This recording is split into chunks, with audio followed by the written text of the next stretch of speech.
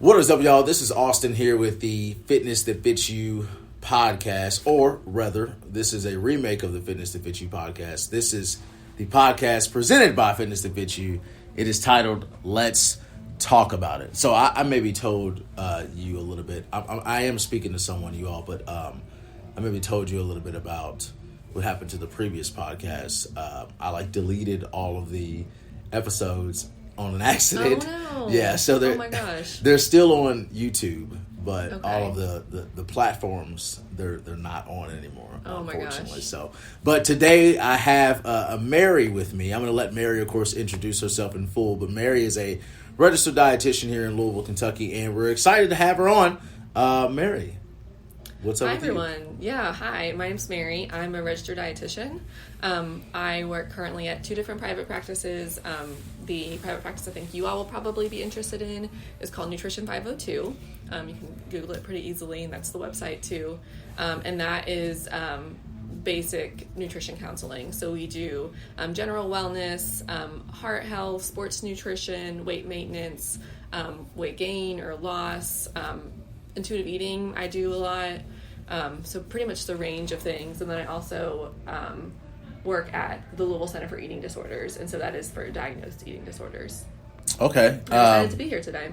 Yeah, real quick, just a little bit. I mean, we'll go into a lot of that, but I think I missed that part when we were chatting. So how is that working with the eating disorder company there, like so closely with those individuals? Yeah, so that's what I've been doing for the longest, is working with diagnosed eating disorders, which is very, very helpful because it informs the way I talk about food to everyone. Okay. Eating disorders are very common.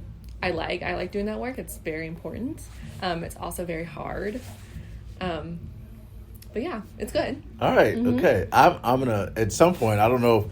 I sent you an itinerary, but again, I think knowing me, you probably told me, and I just missed that detail. So I'm gonna ask you about that because Okay. the last podcast we had involved me speaking with a client who had experienced some eating disorders in her past, and that was a very impactful episode. So I would definitely like to touch base on that for sure.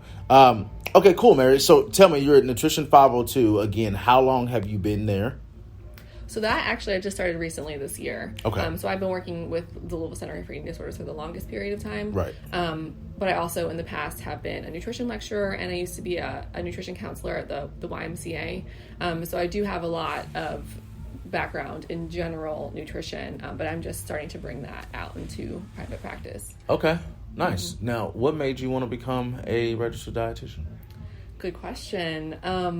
I'll go back. So back in high school was when I decided I wanted to get into nutrition. Mm-hmm. So I went from a picky eater who ate a lot of foods that weren't the most nourishing to becoming more interested in health and nutrition my junior year of high school. And it made such a difference. Like, my quality of life was just so much better. It's so much more energy. My skin cleared up. My hair was better. I was just a better person in general. I also lost a lot of weight in high school within about a year. And I felt so good. I thought, nutrition is the secret to having a great life. I just want to bring that to everyone. So then I always wanted to do something in the medical field anyway. Okay. So I went to study nutrition in college. And here I am as a registered dietitian. Nice. All right. So when you were in high school and you were, kind of a picky eater, as you put it, are you was that considered, I guess now that you're doing so much work with eating disorders, did you consider that more of a disorder? Or was it just you were just picky, just a kid that didn't know what they liked? That's a great question. And some extreme picky eating can be an eating disorder. Some people have sensory issues with food that requires very specific intervention in order to expand your variety of food. Okay.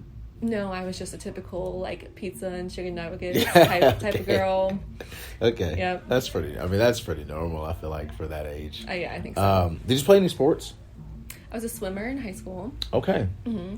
So your nutrition was very important then for your sport, I'd imagine. Mm-hmm. Okay. I swam my whole life and just in the summers on the swim teams. And I swam for my high school junior and senior year. And that's when I also got better with my nutrition.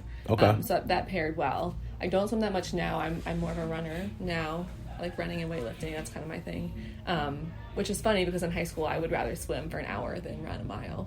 Okay. Now I would rather do the opposite. Yeah. So just real quick to touch on the work that you do with Nutrition 502 versus the work that you do with tell me the name of the more involved work. Louisville Center for Eating Disorders. Louisville Center for Eating Disorders. That's the part I kept missing. So with those two businesses, with those two companies, I know you've been at Nutrition 502 a little less time. Okay. So like, where would people have typically, like, you know, if I had a couple clients that wanted to come and utilize your services, where would they meet with you? Right. Definitely, I would say Nutrition 502. That's more of a general, all-encompassing nutrition practice. Okay. If you have an eating disorder, though, you should be going to the right. Yes, I don't treat eating disorders at Nutrition 502. Yeah. I'd like to, and you know, I'm gonna ask you a few questions about some of the fad diets that we have out right now, because I feel like they can sometimes be a culprit of creating these eating disorders. Yes. So I'm glad that you brought that up. Absolutely. So I definitely want to talk to you about that. So, you know, let's kind of jump ship here, and I'm just going to ask you. There's one that's always on my mind. Okay. Always on my mind, and that's the one I feel like is kind of at the top of the hierarchy right now. But keto, like the ketogenic diet. I was like, what are you going to say right now? There's so many that are happening. and I'll be honest, like I want to say, I mean, there's obviously a ton of them, and this you would have way more information on. But like with the ketogenic diet, that's the one that I hear about all the time, whether it's my clients or other clients or what you see online and stuff like that. So it's always like something that I've been curious about, and I've dabbled in it a little bit in terms of like trying to understand it. But it seems like there's three different ways rather of doing it, and so everyone experiences like different results and things like that because of how, you know, what they're putting in their body. So I'd just like to get an overview of what the ketogenic diet actually is and what it means. I like, you know, I'm sure there's a lot of people that are confused. Yes, great question. So the basics of the ketogenic diet are you eat so little carb that your body runs out of carb to use and then starts using protein and fat as its fuel source. So our body wants to run and runs best on carbohydrates. And so Sorry to interrupt. Can you say that part one more time? Our body wants to run and runs best on carbohydrates. I love it. Okay, go ahead. Yes, we can talk about carbs all day. Go ahead. Okay. So we eat carbs during the day, which we eat in, you know, of course, like starches like bread and potatoes and starchy vegetables. We also eat them in fruit. We eat them in vegetables. They're in dairy. They're in most of the food we eat.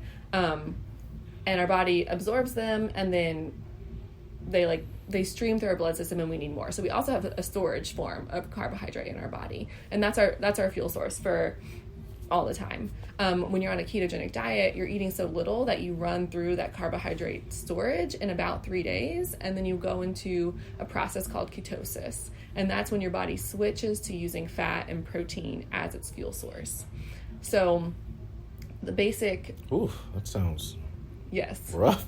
Well, and that's why a lot of people experience symptoms like we'll talk about the keto flu. Okay. And that's when you feel like you have the flu. It's because you're not getting those carbohydrates that your body is used to getting. Eventually, someone who is following the keto diet and is in ketosis will get over that hump of the keto flu and reportedly feel very energetic, is what I've heard. Okay.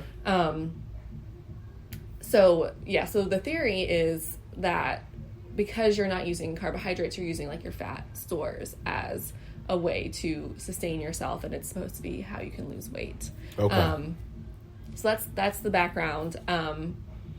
One trick is to actually be following the keto diet. To get in ketosis, you cannot cheat at all, because then you reintroduce those carbohydrates and you're out of ketosis. So you can't follow the keto diet for 2 days and then take a break, or follow the keto diet and then have a beer with your dinner, or a single piece of candy, anything like that, because then you're out of it. So it's like when you're in it, you're in it. Mm-hmm. Okay.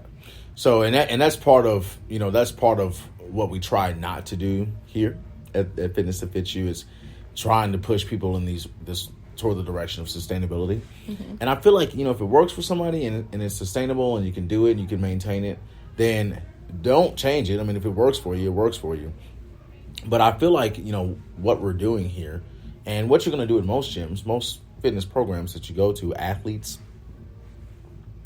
they are trying to prioritize performance. Mm-hmm. So how does this affect your performance? I noticed you mentioned after those 3 days of, not having those carbohydrate reserves, like I can only imagine what that's like. Like what sort of demands you have in terms of exercise during that time. Can you exercise? Should you exercise? Right. So you can exercise. I would think that exercise performance would decrease. Carbohydrates are really useful in enhancing your exercise performance. I have not done the keto diet. If you can probably tell from how I talk, I don't want to do it. So I don't have personal experience to say how exercise would change. If you are looking at increasing exercise performance, I definitely would not recommend it. Okay. Like you said, if something's working for someone, everybody has different habits and lifestyles, and bodies react to food differently. So I'm not going to tell someone don't do it if they love it. But it is, a lot of people like rules and guidelines, and I think a lot of people have success with it because it's some sort of guideline. Okay. Just like you could have a guideline for food in lots of different ways. If someone is listening to this and is following a keto diet, I would just be really careful with how much saturated fat you're consuming, because then you're eating so much protein and fat. A lot of times it's a lot of animal products, and that can add up for our cholesterol levels. So trying to rely on fish and plant fats are going to be better for your heart health. Interesting. Okay. It sounds like that would be the more optimal decision to make, like all around, I suppose, too. Mm-hmm. Like if you're trying to avoid some of those like high cholesterol levels and things of that nature. Yeah. In general, for heart health, nutrition is pretty simple. The more plant fats you can consume and the less animal fats, the better. Okay. That does not mean cut out animal fats. We all eat, well, not all of us, but a lot of people eat animal proteins and animal fats, and they can easily be part of a healthy diet. But the more plant fats, those are the ones that help with heart health. And fish. Plant fats and fish are the two types of healthy fat. Okay, cool. Mm-hmm. So before I ask you, because there's just a couple other questions I have about with regard to some of the specific fat diets that we have out here. I wanted to ask you a bit about, just like an overall sustainable way of eating.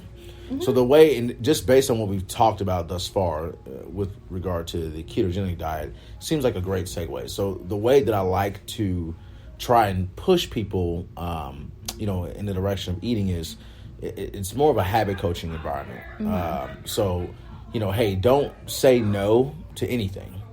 I would imagine, yes, there are some foods that probably just aren't great for you.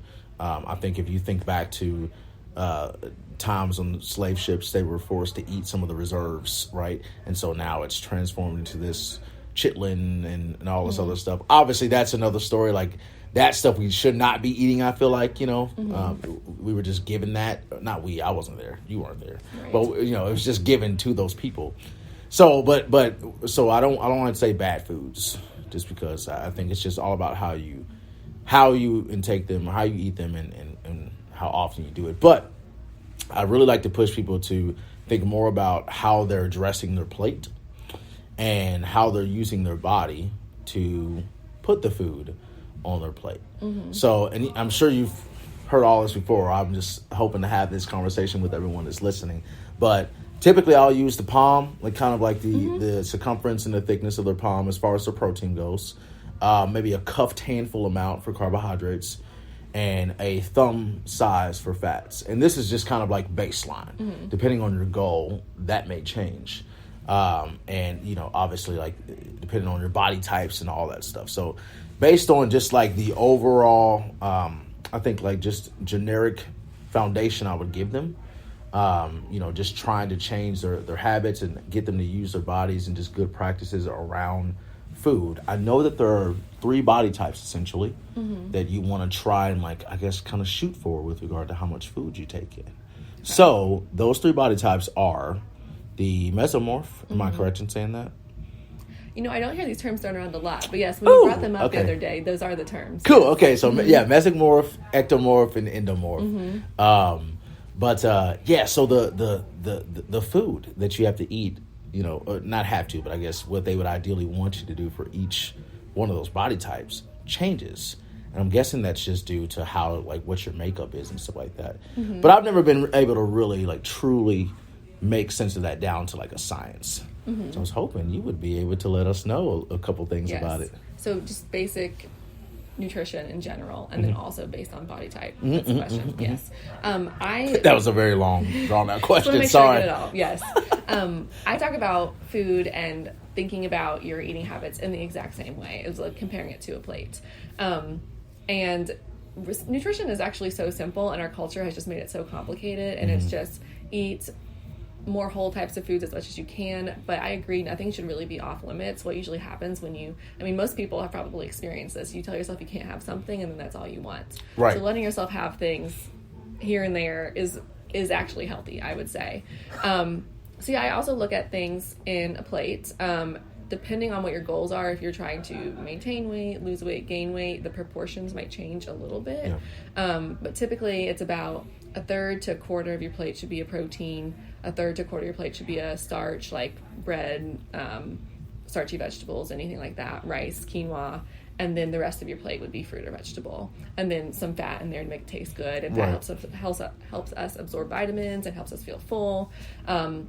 I use about the same guidelines too about the thickness and size of your palm for a protein, but that does include thickness. So like if you're having a steak, it's going to be, if it's really thick, it might be half your palm. Okay. If it's a piece of fish, it might be really thin. It might be the size of your whole hand, about the size of your fist of starch, and then the rest fruit or vegetable. Fat about the size of your thumb, maybe two, kind of depending on your goals as well. Right. But that also changes based on your goals. So like gaining weight, losing weight. Okay.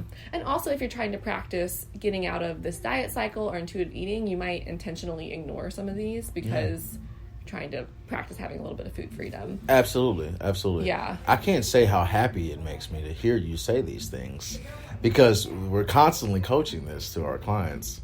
And, when you spend this much time in front of people, I feel like they hear you, but you have to repeat it a lot of times. Yeah, they hear you, but they kind of don't, but when it's coming from someone else, especially someone who is a licensed professional, registered, they're like, oh, okay, now I get it. Right. Well, and it sounds too easy, and we're constantly surrounded by these messages of eat the keto diet, or eat low carb, or eat vegan, or eat whatever, and it takes a lot of hearing something more simple to believe it. Yes. I feel like. Yes. As far as body types, my experience with body types is for health, it doesn't really matter what your body type is. Okay. The guideline is the same. Okay. If you are trying to change your body somehow, lose weight because your doctor says you need to, or because you want to have a little less pressure on your joints, if you're trying to gain weight, your body type might come into play a little bit more. So if you are naturally in a thinner body, it might take a lot more intentional nutrition to build muscle or gain weight. Well, I assume it's the same concept as, if you're an ectomorph, for an example, and you run every single day, like you're a cross-country runner, you're real thin, they can intake a crap load of carbohydrates. And they should. Yeah, right. Mm-hmm. They have to fuel that performance. Mm-hmm. And it's just no problem for them. But someone who's a bit heavier, and they have a different time with breaking down those carbohydrates, their body does, and obviously theirs need to change up just a little bit. Again, the performance is to be taken into consideration. But just to think about that, it's like, man, okay, there really are simple changes, but I can see why if you're coming in and you're trying to learn it and you have a specific goal in mind and a results-driven goal, and it can be tough to, especially if you haven't been doing any of this, it can be tough to understand it all. Mm-hmm. I understand that to some degree. Mm-hmm. The tricky thing is that I've learned is a lot of times people will try and I think change their body type, but they're trying to be more of a mesomorph or something like that. That is very tricky. That is very hard for me personally to understand. I feels like it's just a difference between trying to build a little bit more muscle, change your body composition and things of that nature. So it's you're eating a completely different way than you would if you were initially an ectomorph or an endomorph. Right. I don't know. I don't really like labels too much. Right. And there's just another way to put labels on you. Exactly. And we can change our body to some degree. You can build muscle. You can lose a little bit of weight, but also a lot of it is genetic. Mm-hmm. And what? our body type being genetic. No, I think that's it's so great. I always forget that, hey, our genes, our DNA has a lot to do with this. Okay, we're going to talk about so much. Go ahead. I'm sorry. Well, it's helpful to have some acceptance. So one, our health can be in our control, and we can change our body to some degree within our control. And also, the way our culture also portrays bodies, you're never going to have this like perfect image of what you want. And so trying to switch between those different types, for example, it's just not really possible. Okay. All right. So how would it, I think we're deviating just a little bit, and it's not your fault. It's totally my fault, because everything you say is super interesting. So I'm like just asking you questions on like going off of that. But, so like, and then this is to be the last question that I ask her that is not, on topic of the fad diets, and then we'll come back to it. Started. Yeah, that's where I get on. I can do this all day, but, so I'm curious. So with regard to DNA, so I'll use my family as an example. We come from a culture, we sit down, we have big dinners together. The stereotypical, Big Mama movie, we have a big, a dinner with, foods that are more than likely cooked with a little bit more fats and sugars and things of that nature. We've got some good proteins there and stuff. Again, higher fats, cholesterol, we talked about that. Even the vegetables, I think, and this might be worldwide, but putting meat in your veggies, that's one thing that I have. So I can't seem to come to terms with that. I just want vegetables anyway.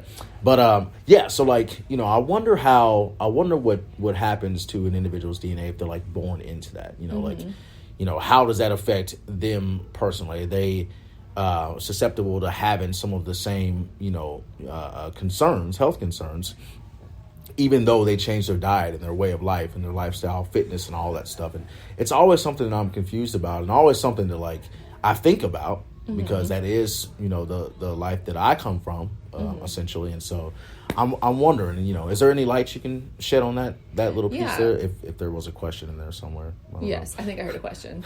So as far as our health and genetics versus environment, I think is what I'm hearing you say.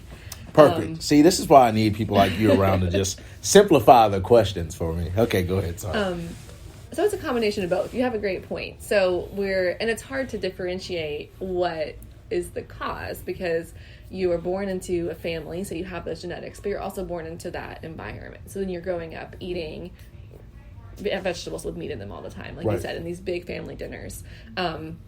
Our health is a combination of both. So we are dealt what our genes are, and it is what it is.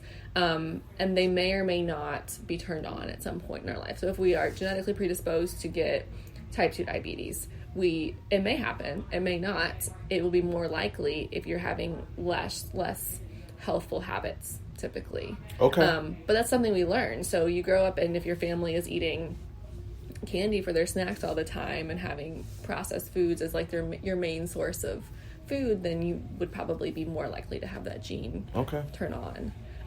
If you do have that gene and you have treats here and there, and overall you're eating really nourishing foods, you have less likelihood that will happen. But getting some sort of chronic disease is not always under control. You can do everything right, and sometimes it still happens. Okay.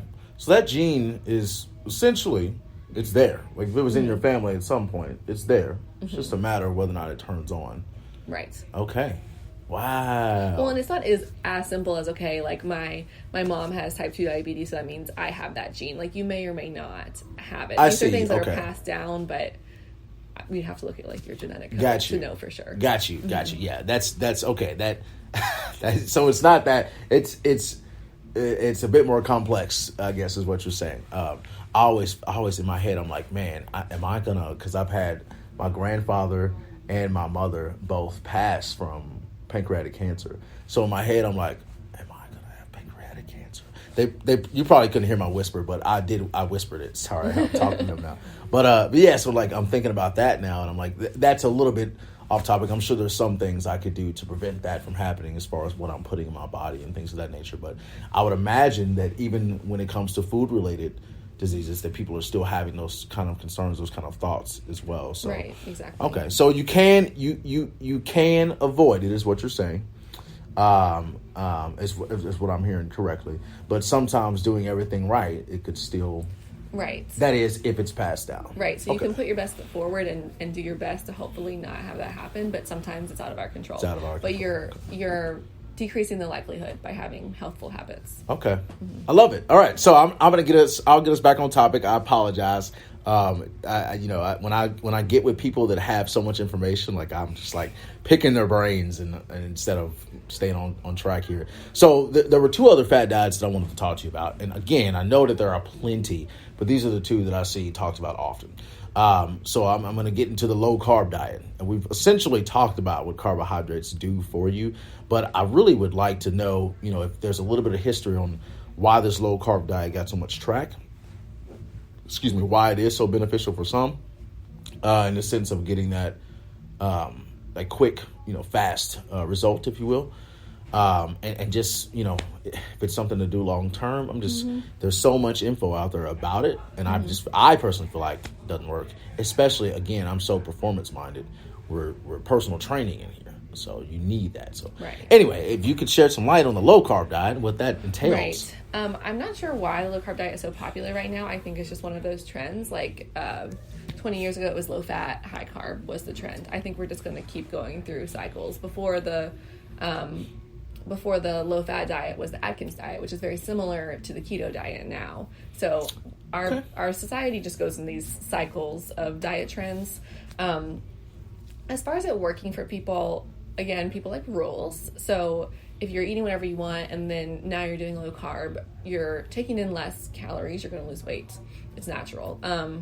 Also, a lot of sweets are carbohydrates. So you're eating low carb, well, you're not eating cookies and cake and candy and all that, which, like I've said, you can have these things here and there. You just don't want it to be a staple of your diet all the time.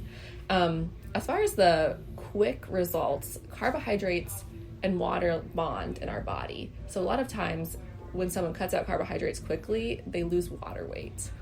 So it's kind of like a false victory. Like you're trying to lose weight, okay, but you're not really losing fat. So that's not exactly your goal, probably. Okay. All right.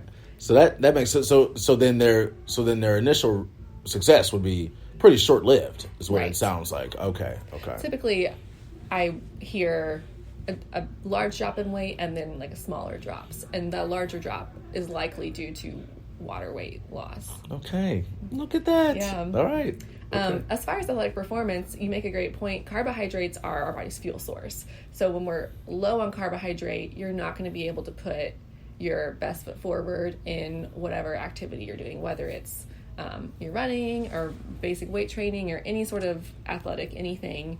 You're just not going to have as high energy stores, so you can't put in your full effort, and then you're not able to progress as quickly also because you're not lifting as heavy as you normally could or going as fast on the bike or running or whatever. That's the big thing. I try to remind people that intensity does play a big role. Mm-hmm. And if we can't be intense because our energy levels are so low because we're not getting enough food, specifically in the form of performance enhancing foods, then the results that you want are not going to come as quickly as you'd like. Right. So there's always that factor of intensity levels too, and that's a tough one too. I think I'd love to have you on again at some point to talk about specifically women and how they respond to stress in the day, as far as what they're taking in throughout the day with food and cortisol levels and things of that nature, and because they'll come in at the end of the day and they know the intensity needs to be there, and they know that we have the conversations about what they want to do, but the energy is just not there, and so it's like we're kind of just stuck in the cycle sometimes where we can't get where we need to be, But I'd imagine that's another conversation to have. Right, we'll get into that. But I do think it'd be an interesting experiment for anybody out there, if you're not eating that many carbohydrates, to go a few days eating just a little bit more at your meals, and maybe even intentionally having a carbohydrate snack an hour before you come into the gym and see what happens to your performance. Yeah, and that's typically so. I coach it this way. So if you are, I think with the taking into account the fact that most people coming through that door anyway, they do want to get stronger and feel better, and they want their energy levels to improve, but they also are more than likely trying to lose weight. And so for me, it's about, okay, what can I do to help them do that? So throughout the day, in the way of their food, most people are sitting at a desk. And so they're not really utilizing a ton of energy. They're not exerting any energy, that is. And so I will have them kind of go a little bit lighter on those, at least the more starchy carbs. Maybe they rely more on like vegetables and fruits. And then the closer they get to the workout, that's when we start plugging in some of those fruits there. Or I'm sorry, carbohydrates. And typically I'll push them in the direction of like a fast acting carb, that being like a healthy option of a fast acting carb, like a fruit, and then a complex carbohydrate. So if they can stand to have, I don't know, some oats or something like that, then that'd be great. So now you've got something that's going to sustain you for the whole hour and 20 minutes that you're working out. And you'll have, like, for me, at least the fruit gives you that quick energy, that quick little bit of energy there, especially an apple. I feel like I'm on cocaine when I eat an apple. Apples are a great option. Also, applesauce for something really easy. A lot of people like the little applesauce packets. Okay. Thanks for pointing that out. That's good, because I think sometimes people, the idea of having to eat something is like, it's tough for them. They want to, but just like taking the bites and the chewing and all that stuff, they're just like, I can't do it. But the applesauce, though, that would be dope. Tell me, wait, that's a nice little hint right there. Tell me a little bit about why the applesauce works. I'm confused. Well, so I like applesauce as a post-workout snack. I intentionally, and if we want to talk about sports nutrition, we can. When I exercise, I intentionally have something, carbohydrate and protein, within about 30 minutes of exercise to start to get that rebuilding process happening. Applesauce is just nice and easy. It's like you exercise, the last thing you really want to do is eat, and like pulling an apple, I think is kind of taxing. So okay, applesauce is nice and quick. You're thinking what the people are thinking then. And I only asked that because I can't remember the last time I ate applesauce. So as far as what's in it, I don't know. But I do remember in my years always like thinking, man, applesauce is like really, really sweet. So in my head, I'm just like, oh, they maybe do whatever they do with apples and then process it with a bunch of sugar in it. You have a good point. I definitely check the label and make sure it says just apples or just apples and cinnamon. You don't need that extra sugar. Got you. Okay, so apples are great, but if you're not one of those people that likes to like eat a ton of food, applesauce is great. Just make sure the ingredients are very minimal.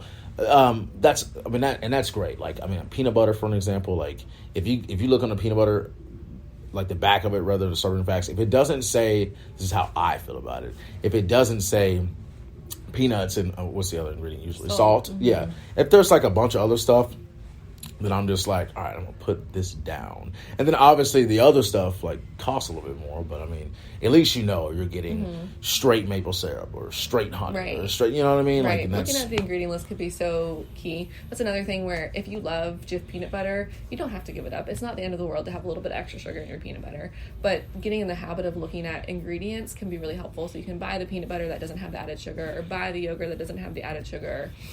Just little things that kind of sneak into our food system because manufacturers like to make the food as appealing as possible. Yes, I like that you said it kind of sneaks in a little bit. It does sneak in. This is kind of an example. I'm drinking an Alani Nu. This is not an Alani Nu commercial. I am not sponsored by Alani Nu, but it's 10 calories. But there's 4 grams of carbohydrates in here. So like I know that per gram of carbohydrate there's 4 calories. So like that math doesn't really add up there. Right. So there's something what's going on there. Yeah, there's something like little tricky going on in there. I don't know what it is, but it's tricky. I've always thought about that, and like I don't stop drinking because I'm like, man, they're good, and I get like super amped. You can tell like just from before we started I'm like way more higher energy. So like obviously they work to some degree. But that's something that's all, like you said, they like sneak little stuff in. Yeah. I'm going to take that into account, though. I think the applesauce might be the way to go for some of these workouts. Sometimes I'll just use, like I do have my protein, but I'll use like a carbohydrate like powder. Yeah, that's an option. So, and just kind of mix that in before and after is when I'll do that. But very nice, you all. So we're getting some great information from Mary. This is awesome. So as far as low carbs go, it sounds like that is not the way to go, especially if you are performing. Right. If you're not performing, though, can it be harmful? Right. So in general, I I recommend to everyone to have some form of carbohydrate at every meal, because if you don't have it, your body is craving that quick energy, and you're going to be craving it. So you're going to still be thinking about food even if you're full, or you might have like your nice healthy salad with chicken at lunch, and then you're like, why do I want candy so bad? You didn't give yourself any carbohydrate. Throw some brown rice in there, or some sweet potato, or a piece of bread on the side or something. And then it depends on your goals. So if someone is trying to maintain weight or lose weight, they might go lighter. I would recommend going a little lighter on the carbohydrates, having maybe more about a quarter of your plate carbohydrate. If you're trying to gain weight, or if you have a more high intensity sport, I would do a lot more. For athletic performance in general, maybe about a third of your plate would be carbohydrate. Okay, all right. That sounds, I think that would sound, at least for somebody like me, I guess I've always considered myself more of a mesomorph, but I would think to go more like a third. I think that the textbooks would tell me to have more of like 50% of my meal be like carbohydrates, but when I do that, I think there's so much discrepancies in like how often I'm actually training, and how often I'm doing things like this, sitting down for an extended amount of time. So like I look at that, and you have to tweak, right? You have to tweak. So it's all assessment. And right. I would say 50% would be more for like endurance athletes. Yeah. Like you're running multiple miles a day. Yeah. But you made a good point about how you feel. So I'm giving recommendations, and you'll hear recommendations from different people, but all bodies respond differently. And so you might notice you feel better with certain proportions of food different, and you can't argue with how you feel. It's important to pay attention. Yeah. Heck yeah. And that's the big thing. Like after each meal, often like I'll tell people like assess how you feel after each meal. Are you pooping multiple times a day? Like little thing like those questions can go a long way. If you're pooping every 2 or 3 days, I mean, how backed up can you get? Right. This is a trick question, kind of a trick question. Can you get up to like 30 pounds, like backed up in your colon of like waste and poop and stuff? I have no idea. Okay. But you I saw that somewhere. It was like, what? Oh my gosh. I mean, poop does weigh something, though, so you will weigh different whether you pooped recently or not. But that's another thing to think about. If you're not going regularly or you're going all the time, there might be some tweaks you can make to help that out a little bit. Exactly. That is why I think usually what happens is people are not getting enough protein in their diet prior to exercising and stuff. We find that out, and so I tell people, hey, if your goal is to lose weight or if it's to build more lean mass, we need to go ahead and start trying to push you more into this protein, or trying to give you more protein, at least enough to maintain the lean mass, and then we look to try and improve from there. Let's look to also get you a little bit more fiber, because your body's gonna respond very oddly to the increase in protein, and it doesn't always. I can tell you if I've had a couple days in a row where I'm like upping it on the protein. Because maybe I've had like a few hard workouts or something like that. If I don't match that with enough vegetable intake, a little bit of bloat, the tummy's rumbly a little bit. We know what happens next after the rumble tummy. But at any rate, if you can find a way to, accommodate for that, then it'll. Anyway, I got off topic. You're right. That's good too. Yes. Yeah. If you're ever here in the afternoon where we're working out, the evenings usually get a little bit more ramped up. Everybody's getting off work, they're stir crazy, or we're lifting weights. It's emotional, all of that stuff. And so, we're talking about poop and all that stuff, like all the time. Like, I mean, we're literally talking about poop almost every day. So it's silly. It's fun. We have a good time. Nice. Okay. So low carb, we're good on low carb. I love it. Let's move on. The last one that I wanted to ask you about, and this is more of like, this is one that I truly have not tried to do any extended research on, because I don't feel it's necessary for what I'm doing here. And, Bruce Lee said, take in the information that you need and delete the rest. The words were different, but that's what I got from it. Yeah. Whole 30. So I know that's kind of like a reset type of thing. So tell me how that works, the Whole 30. Right. Because I hear and see a lot of people doing that as a way to try and, what's the word? When you're like trying detox? to detox. Yeah. Thank you. Yeah. I do want to say a quick comment on detox, is that we have organs in our body that naturally detox us. We don't need to do anything crazy to detox. I do feel a little bit better about Whole 30 than these other ones. It is more about having whole foods. And it can be a good reset mentally to practice cooking at home again more, checking the ingredient list. Like I think you can't have sugar, added sugar, so then you have to be doing that practice where you're looking at the peanut butter and seeing if there's sugar in it. So it does get people back in touch with just cooking and more whole foods in general. But it also is called Whole30 because it's supposed to be 30 days. So it doesn't need to be, it shouldn't be. It's not designed to be a long-term diet. Okay. I also don't think that's necessary. If you are looking at getting healthy or kind of resetting your habits, you definitely don't need to follow Whole30. You can do your own thing. Okay. But the concept behind it is reasonable. I don't think you need to cut out as much as it recommends. I think you cut out gluten and dairy, and you can easily include those in a healthy way. Okay. Is it just trying to, is it my very minimal understanding is that it's trying to kind of see where some of your defaults are with regard to like how you respond to certain foods and stuff like that.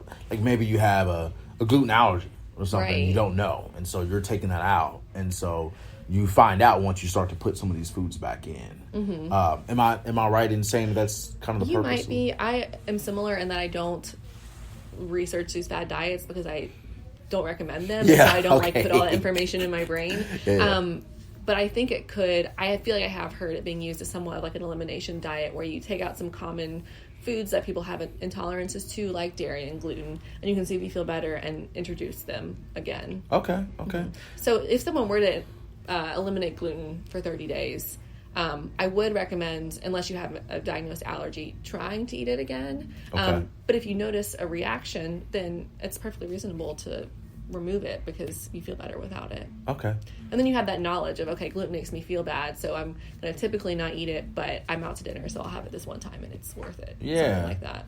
So with regard to the organs you mentioned in your body that naturally detox your food, or your body, does it make more sense to try and, if you feel like something's not right, do things to optimize their function as opposed to just like changing up your diet in this intense way to force it? Yeah, so the more unprocessed foods you're having, the easier it is for your body to digest them. Okay. So if you feel like you do need to kind of like detox your body, I would go towards trying to eat more whole foods, less processed foods. It's going to be less stress on those organs. Okay. But you don't need to do like a juice cleanse or these Right. random supplements, that type of thing. Right. Okay. Very cool. Very cool. All right. So Mary, we've gotten a lot of good information from you. Okay. As I said earlier, I'd love to have you back because I feel like there's a ton of stuff in that head of yours that I want to get to the bottom of, especially some of the the conversations around women and how food can impact them individually, as opposed to men. We're simple. There's not a lot going on with us. Unless we have some underlying concerns. I feel like we're pretty simple. But that's why I've always wanted to understand it. If I'm going to be in front of women the majority of my day, I'd like to have a little bit more information. So always trying to, dabble in as much info and research as I possibly can. And you would be considered research. Okay. I'm gonna mark this down on my taxes to show that I took time of my day to do this with you. At any rate, but tell us where we could potentially find you and utilize your services if we need it. I know we talked about the two places that you work predominantly. Is there a way to contact you online or anything like that to potentially get into those places if we can? And then tell me a little bit more about, let's answer one thing at a time. Okay. Where can we find you? Then I'm going to ask you something about Nutrition 502 real fast. Yes. Okay. So you can find me at Nutrition 502. Also, the Louisville Center for Eating Disorders. I think most people listening to this are probably more interested in Nutrition 502, but I'm at both. It's nutrition502.com. My email is mary.nutrition502@gmail.com. Okay. There's also on the website, there's a contact us form, and then you can see our services, and there's myself and 2 other dietitians. So you can schedule, you can see our services, you can schedule online, you can schedule specifically with me if you want online, but we also have the 2 other dietitians in there. Great too. Okay, great. So if you came, let's say I came to Nutrition 502 and said, hey, I am super gassy all the time. I'm speaking in beer. And what can I do? What sort of programs do you have to help me kind of better whatever it is, my ingestion of food to potentially get rid of all the super excessive gas and feel better overall? So how would that process work? Like with... Yeah, I guess. Okay. Yeah, or do you want answers to how to not be so gassy? No. That would be great to have a conversation about too, but I'd assume that conversation would happen when I come, and you're talking about the process. Yes. So, the process. Yes. So we have different packages. Typically what happens is you would start with an individual session. Well, you can book a discovery call if you want for free. It's 15 minutes. Basically just confirming whether what you're interested in is something we can do or not. So you can do that if you want. Then there's usually about a 50 to 60 minute initial assessment where I would get a full rundown of history and your goals and typical habits. So we're nice and set up for moving forward. We'll come up with a basic nutrition plan. So if you're coming and saying you're really gassy, I'll say, okay, let's try these couple tweaks. And then we do follow-ups that are usually 20 to 30 minutes. Okay. And you would come back and I'd say, okay, how is that going? And you'd say it's going great or it's going terribly. And we would go from there. A lot of people come for just a handful of sessions and they've met their goals. Some people come longer times too if they want. Does that answer the question? Yeah. So are those sessions included in like a program of sessions? Is it like a kind of like a packet? I guess is it kind of like a setup in the way, like if I go to a chiropractor right now, they take my x-rays and they're like, hey, you're going to pay this amount for 16 sessions. Is it something like that? Or is it like, here's your initial, what we do, and then following that, this is what you pay, or how does that work? Right. So we typically sell packages. You can buy individual sessions. Okay. The most common one is an initial and 2 follow-ups, and so you would just buy that, and we would schedule them when you wanted. Okay.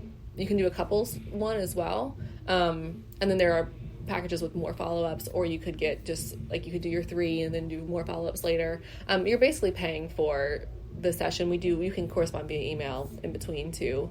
Okay. And then we also do have a meal planning package where we can put together a template for what your meals could be. Cool. For the week. Yes. And I believe in the next couple of months we will be offering a subscription service to where you pay monthly and then you have access to a certain amount of appointments. And nice. Sessions. Okay. Because I was just going to say, it sounds like with those 3 sessions, with the initial eval and then the 2 follow-ups, if that is essentially the most popular package, then people are getting more than what they need in terms of your coaching, just in those 3 sessions. And then they've kind of got the things they need for success after that. The goal is for someone to leave with the nutrition knowledge to sustain the patterns that they want and sustain their goals. Nice. Right. Because there's so much you can learn and then you can do it yourself. Yeah. It depends on the goal too. Your example problem, I think that would be worked out in 3 sessions. Because that would be some simple tweaks. I think so. If someone wants to lose a lot of weight, it would probably take longer. Okay. Some people have lowered their metabolism by trying to lose weight, and so we'd have to work on increasing their metabolism and then getting into weight loss. So it depends on how long the goals might take. Very cool. Oh man, gosh. Okay, that's great. We'll have to, when we come back, women and metabolism. It's a big topic. That's a big topic. Mm-hmm. We'll talk about it. I'll see if I can remember. I do forget things within the next 10 minutes. So if I can remember it, we will. Mary, thank you so much for being on today. Yeah. It was great. There is a hand clapping feature on here. I don't know how to get it to work. So just thank you, or else I would clap the hands. That'd be funny. But you all know where you can find Mary. Okay. Head on over to nutrition502.com, right? Mm-hmm. Okay.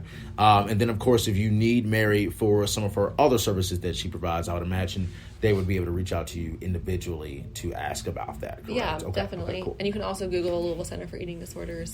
Okay. Love it. All right, you all. Thanks so much for listening. Remember, this is Let's Talk About It podcast presented by Fitness That Fits You. Okay. Thanks so much for listening. If you have any questions or if you would like to inquire about personal training or semi-private training, you can do so on any of my social media platforms. You're looking at Instagram at AustinFTFY, or you're looking at Austin Z Pegram on Facebook. Okay. Looking forward to hearing from you all. Mary, thanks again so much. Thank you. Have a great rest of your day.